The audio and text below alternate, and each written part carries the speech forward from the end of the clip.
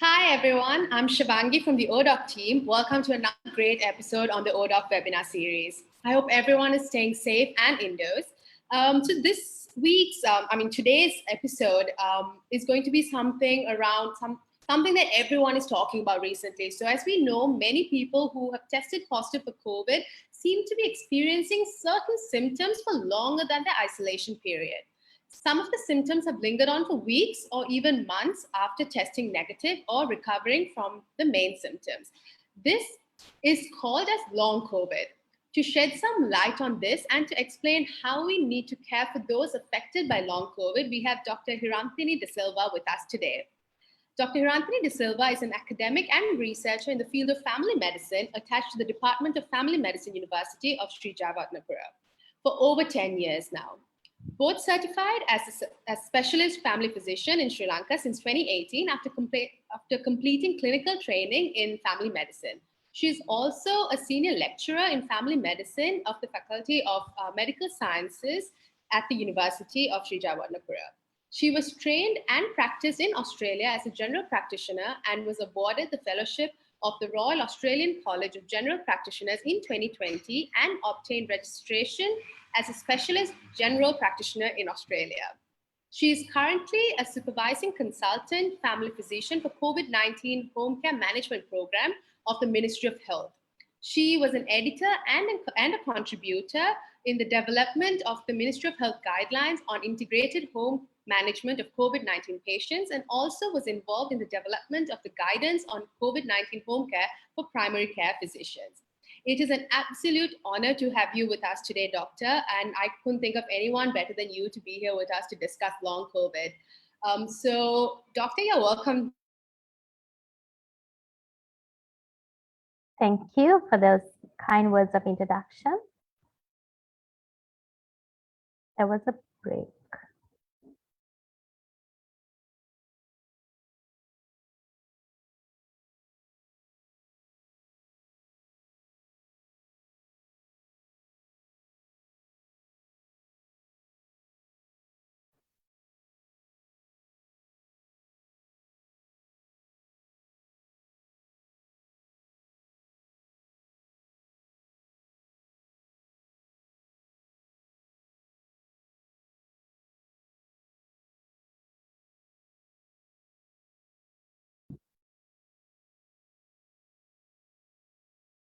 Sorry, Doctor, there were some technical issues. Yes, that's right, yes. Yeah. So sorry. So welcome, Doctor. I hope you heard Yes, I did, yes. It's a great honor to have you with us, Doctor, and I can't think of anyone else better than someone who's been out there working with the patients to take us through the journey of long COVID and help us understand everything about long COVID. So welcome, Doctor. Thank you. Thank you for those words of introduction. You're welcome, Doctor. To all our viewers, if we face any technical difficulties, please bear with us. We're really sorry. But if you would like to ask any specific questions to the doctor, please do feel free to send your questions in via the comment section below. Or if you want it in a more private manner, you can always DM it to us. And if time permits, I will ask the doctor these questions. So doctor, without any delay, I would like to go on to the first question I have, which is what is long COVID and how common is it? Yes, so good evening to all of you. And yes, this is a very relevant topic to us and it's kind of being discussed everywhere. So it's a very broad term referring to a range of symptoms that can last for weeks or months after the initial illness or after we get COVID positive. So it's certainly common than we might have originally thought. And of course, evidence is emerging and there are new things coming up. And it is, of course, happening at a reasonable frequency. So in a study done in the UK, the prevalence was as high as about 51%. However, what we have understood about it and what the information we have available is very much in its infancy. So at this stage, we know to a certain extent, but there are so many things that that is not known. Prolonged illness could even potentially go on for years, but still it's evidence and information is coming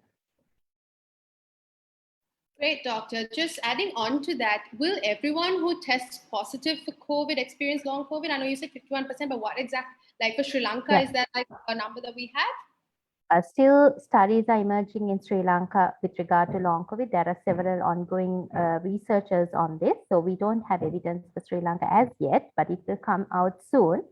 So what I would like to say is, well, usually when we catch a cold, we recover without any further impact physically or psychologically, and we get about our usual work. Even with COVID infection, large numbers do recover without further issues. However, some could experience what is termed as long COVID, as we discussed now, and patients, even after 4 weeks, may not recover completely. They may have ongoing symptoms. Right. And doctor, do only patients who have severe symptoms while during the first 14 days go on to have long COVID, or is there no correlation like that? Oh, okay. So even those with mild acute illness, so those who had very few symptoms can experience long COVID, and even children could experience it. So anyone who is at risk of long COVID, irrespective of the severity of their initial infection, they could get long COVID. The majority of the people affected by long COVID in Sri Lanka and in the worldwide were previously healthy people. Many were relatively even young. Most had only mild disease initially. So as a result, the risk of long COVID, even in children, young people, adolescents, may be underappreciated. However, now, for example, if a child gets COVID, thankfully, the seriousness of their symptoms are less, but the same cannot be said of long COVID. Again, I would like to refer to the data that we have from the UK, where they have found 13% of children had reported persistent symptoms 5 weeks after testing positive, compared to 22% for the overall population. Of course, older people, those who have had other serious conditions, or they were admitted to ICU, or they had a prolonged hospital stay or complication, may be at risk of developing long COVID. But I would say that anyone with COVID can experience long COVID. Right. Doctor, just on that point, when can we start calling it long COVID? Is there like an average timeline after experiencing symptoms that we can actually term it as long COVID? Or Right. So that's another good question. So when we talk about the acute infection, we say that's a period of 4 weeks. So once you are tested positive, you can have the acute symptoms that everybody knows about now. And then you might have ongoing symptoms. Some people may have it longer than the others. So that's about 4 weeks. And some patients may develop what we call ongoing symptoms. That is, the symptoms that developed in the first 4 weeks can go on up to 12 weeks. So we call it ongoing symptoms. And then a few people, or a lesser percentage of people, may go on to have symptoms after 12 weeks also. So what we term long COVID are those who have these ongoing symptoms and those who develop post-COVID syndrome, that is after 12 weeks. So that's the timeline that's recognized now as what we call this long COVID. Yeah. okay, thank you for that, doctor. It was very informative. You mentioned symptoms, but what exactly are the symptoms of long COVID, and can it lead to fatal outcomes? Okay, so yes, so most common symptoms are very non-specific. We can't tell, okay, this is from this system or in the body or not, but it's very non-specific. So what's reported as common symptoms would be fatigue and breathlessness. So that's very common. People feel very tired. They can't do their usual work. And some other common symptoms would be chest pain, brain fog, sleeplessness, changes due to taste or smell, or some may even complain, such as they are unable to walk up a flight of stairs without pausing multiple times to catch their breath. So those are the physical symptoms. Then there are also psychological symptoms where people find it difficult to focus on their work. They might feel anxious, depressed. So those are like non-specific symptoms. But there are also serious symptoms that medical attention will be needed, urgent medical attention. So as I mentioned, post-acute COVID. So post-COVID the long COVID can happen in those who have had mild infection as well. So it's important to pick up these serious symptoms. So these symptoms could be blood clots, even heart attacks, impaired lung function, heart rhythm problems, and even stroke. So those can be like the serious symptoms of long COVID. And this is not limited to the physical symptoms that I mentioned. People may have even significant mental health issues. We call it post-traumatic stress disorder, which I know it's like a big term, but what it means is where people tend to relive their COVID symptoms, where they have fear of getting COVID again. They might have nightmares. They might go through their experience of being alone and not knowing what's going to happen next, the uncertainty. So they begin to have this condition called post-traumatic stress disorder. So that can be frightening to patients, and that can be also they might feel that they are alone in this journey of recovery. And some people, of course, will have mood issues, low mood, hopelessness. So these are also very significant symptoms. So if someone experiences experience new symptoms or continuing symptoms or worsening symptoms, they should contact their doctor. Right, great, doctor. Thank you for that descriptive answer. We've actually got a viewer question coming to us via DMs. Can I take that? Is that okay? Yeah. The viewer has asked, how important or is it necessary to do a chest X-ray after you're done with your 14 days? Right. Yeah. So now there would have been a doctor who would have been followed you up, and if you have had significant respiratory symptoms, that is like cough, pneumonia, and significantly ill with respiratory symptoms, even a chest X-ray is advisable. So you can always ask your doctor who has been treating you, and they will recommend a symptom. But if you have had very mild symptoms and you have recovered within 1 or 2 days, you haven't had complications, then a chest X-ray will not be that needed. But of course, you can always talk to your doctor. They will check your lungs, and if there are any symptoms that are worrying, they will do a chest X-ray. Great. Thank you, doctor. Jumping on to my next question, how long does it usually take to recover from this condition? And is the treatment the same as it is for COVID-19, like the symptoms that you experience? Right. So let me answer that. So we cannot actually give a timeline as such. Most do recover by 12 weeks, and everyone will have a different experience in their recovery from COVID as with the acute infection. Some people may recover in days, some weeks, some months. But although each case is unique, I would like to add that people who have had more severe symptoms are likely to face a longer period of recovery. And treatment is, of course, not the same as for the acute infection, because in long COVID, the symptoms are different, conditions that could come up are different. So there are different treatment modalities. Great. Okay. Thank you, doctor.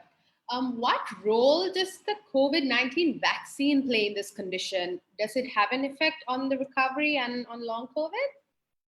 Right. So there are reports of the vaccine actually helping to resolve long COVID in people.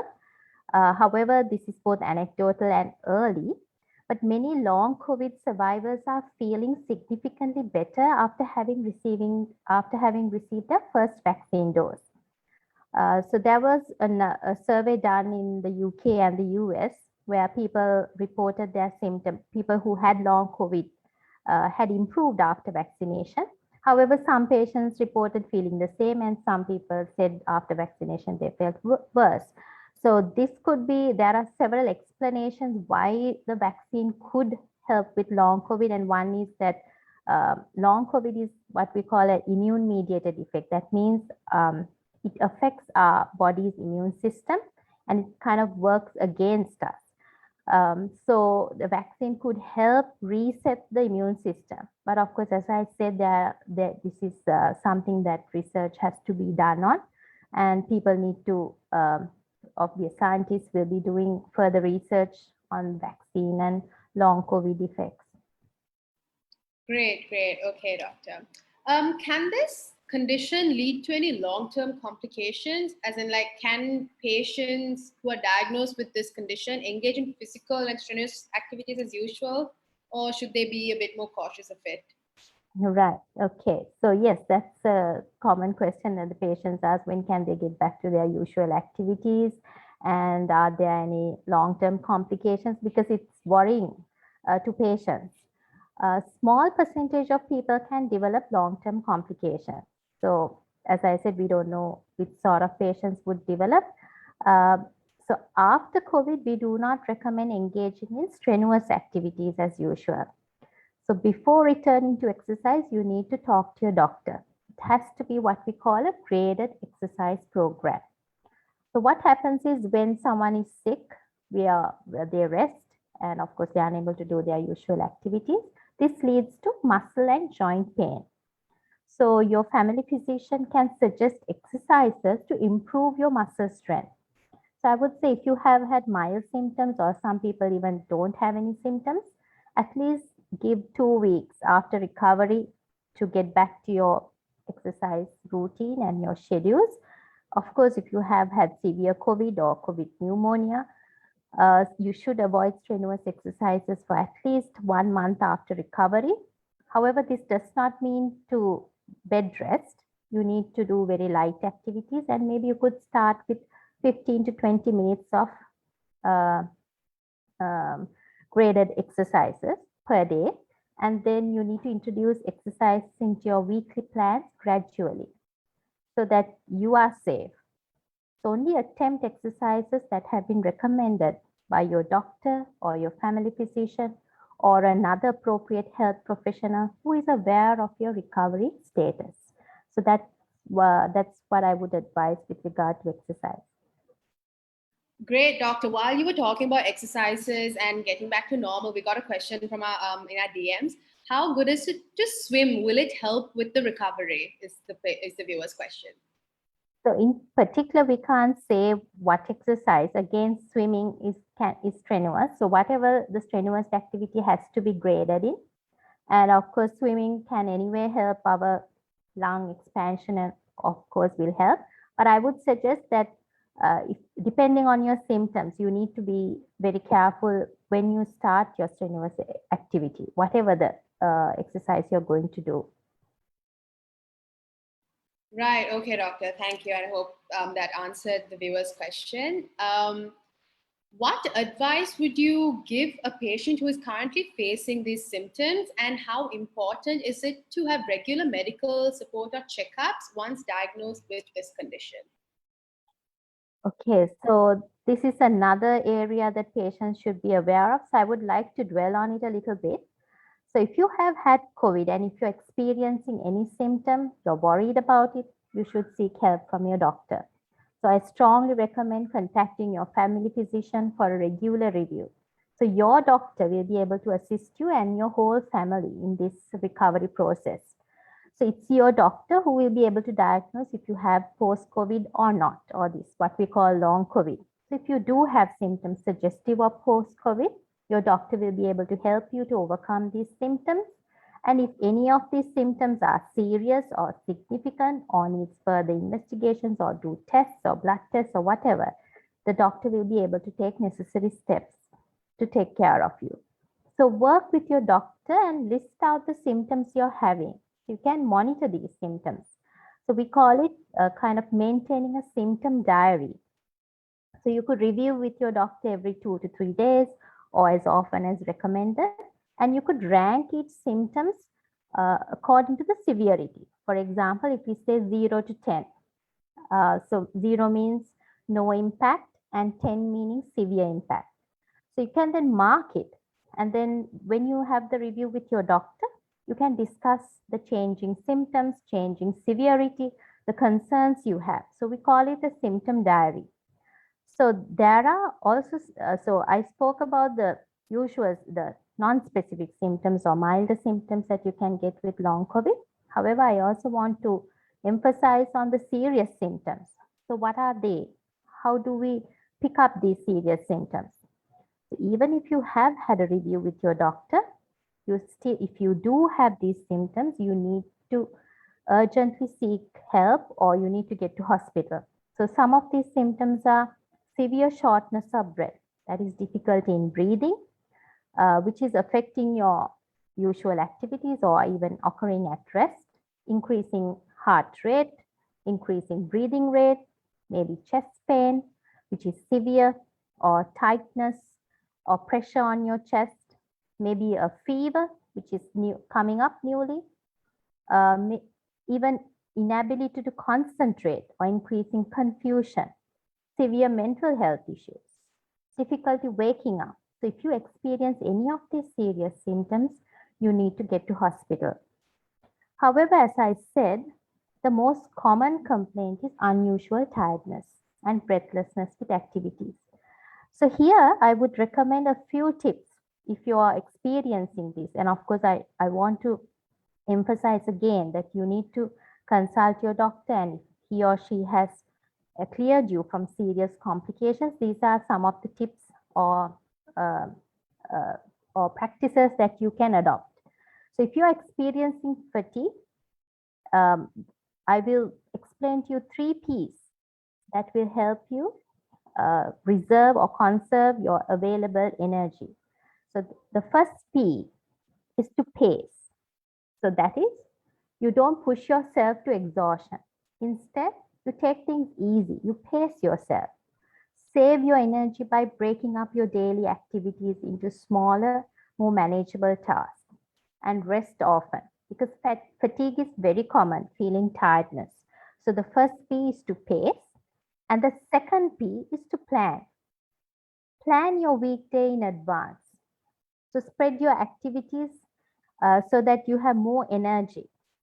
So that, for example, if you have to do your shopping or laundry, spread these across the whole week so that you have plenty of rest in between these activities.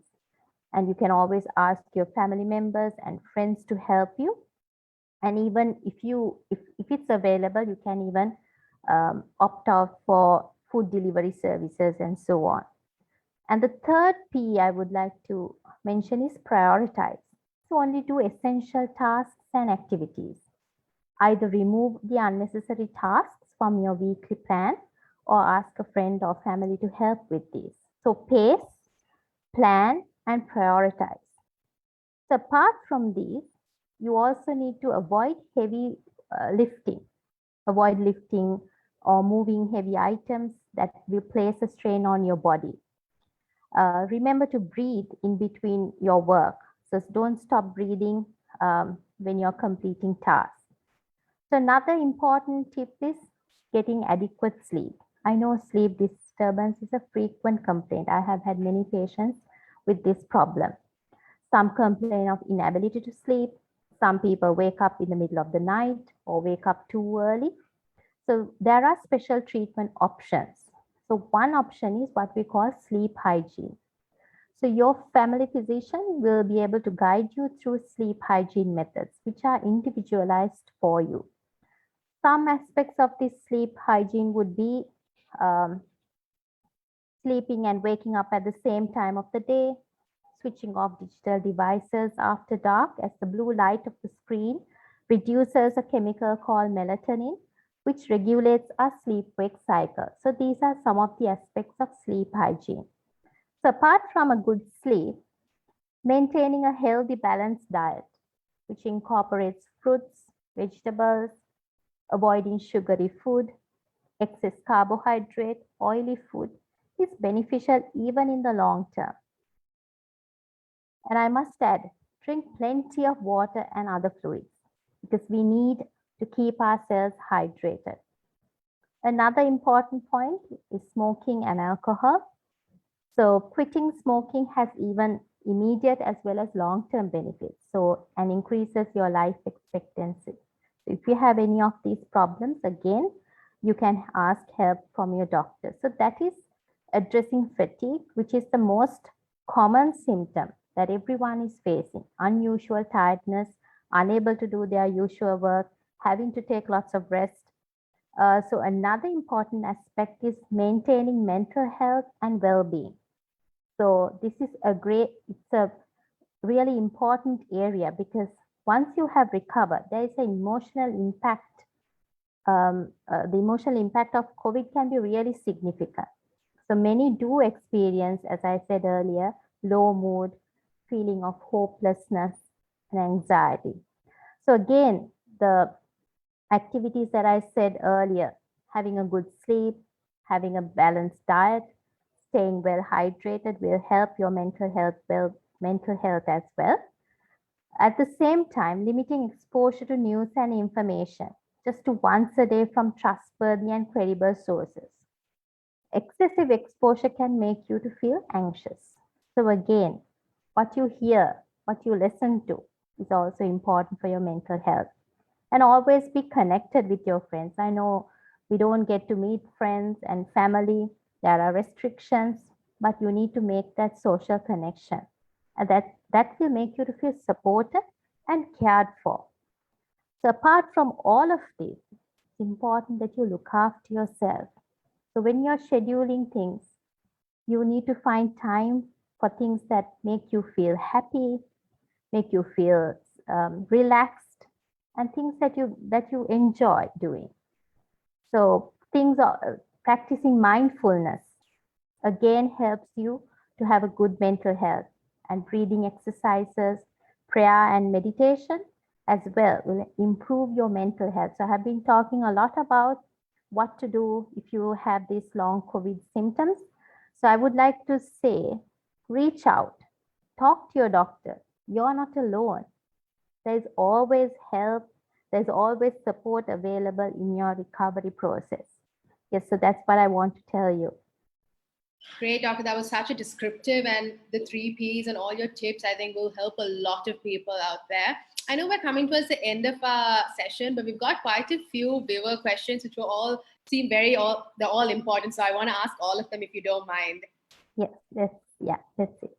So the first one, the viewer is asking, can COVID be transmitted from a person who is experiencing long-term COVID, long COVID? So basically, if you're experiencing long COVID, are you still contagious?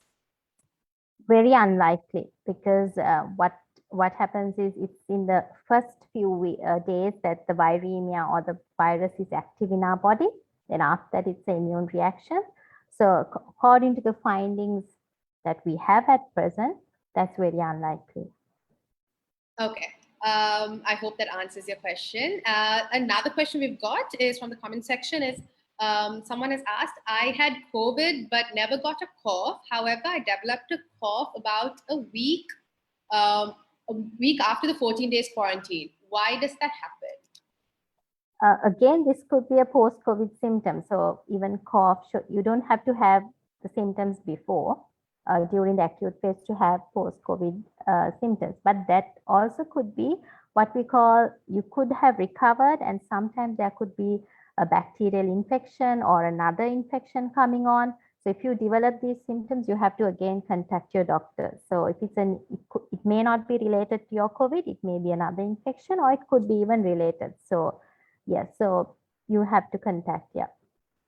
Okay, and another question that came in through our DMs is, brain fog is something this viewer is experiencing. What can they do to help them get through this? Right, so that's something like we have to work together with someone who's having it. So as I said, taking things slowly, pacing yourself, having tasks which you can itemize the task and prioritize the task, so that you do what you have to do early, what you have to do essentially, and then you can have a routine for yourself. And of course, you will need counseling and also support along the way. So that is very relevant, and there are individual circumstances as well that could aggravate brain fog. So you have to work with your doctor proceeding forward. Great. Last 2 questions, Doctor, that I'm going to take from the viewers. One is, this viewer is saying that she has experienced high amount of hair fall during COVID and after they've recovered. Is that normal, and should it be correlated back to COVID?